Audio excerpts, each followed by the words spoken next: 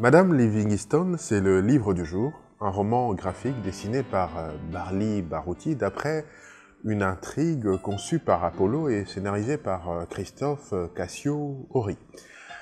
Barley Barouti, de son vrai nom Barouti Kandolo Lilela, est né en 1959 à Kisangani dans une famille de peintres où il se passionne très tôt pour la bande dessinée sous toutes ses formes. En 1984, il remporte un concours de bande dessinée et bénéficie d'un stage de scénarisation à Angoulême, complété en 1987 par un séjour de plusieurs mois au studio Hergé à Bruxelles où il aura l'occasion de travailler avec Bob de Moor, un des maîtres de la ligne claire. En 1987, il publie à Kinshasa La voiture, c'est l'aventure. Beaucoup d'entre nous d'une certaine génération le connaissent, une bande dessinée humoristique pour Afrique Édition.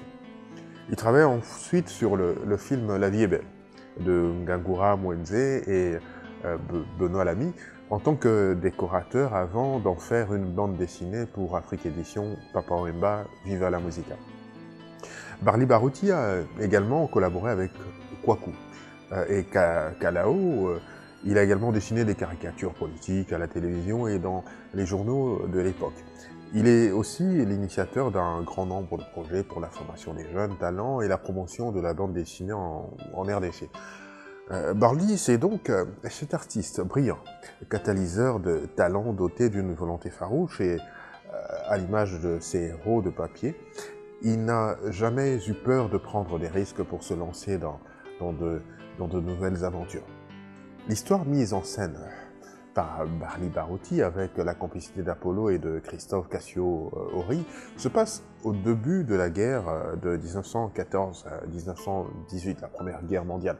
En Afrique centrale, durant cette guerre, l'aviateur Gaston Mercier, lieutenant de l'armée royale belge, est chargé de couler un cuirassé allemand sur le lac Tanganyika. Pour en découvrir la position exacte, on lui assigne un guide un peu particulier.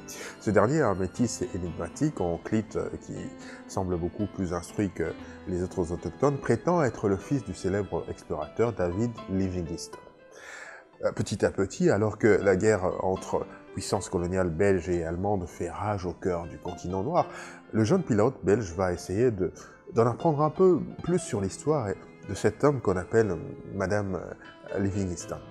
Ce dernier sera pris entre son engagement militaire et son amitié pour le fameux Madame Livingstone, son fixeur, comme on dit dans l'armée.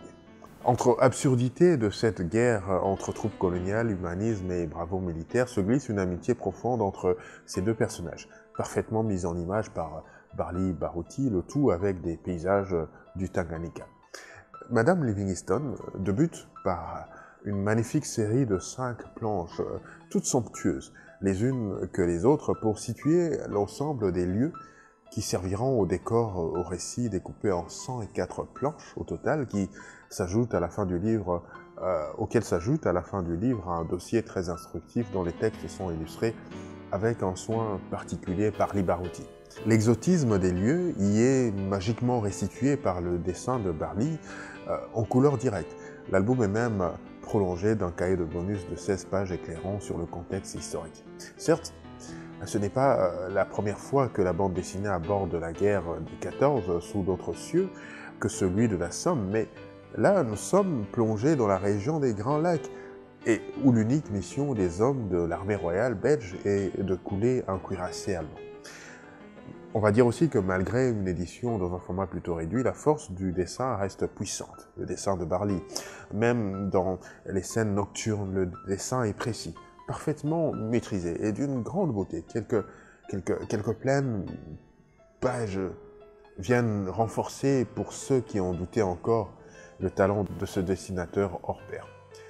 Voici donc un livre qui mérite de rencontrer un très large public, que je vous recommande, tant pour ce qui est de la finesse du scénario que du découpage et du montage des planches, bien sûr pour la beauté des images que nous offre un Barley Barouti au sommet de son art.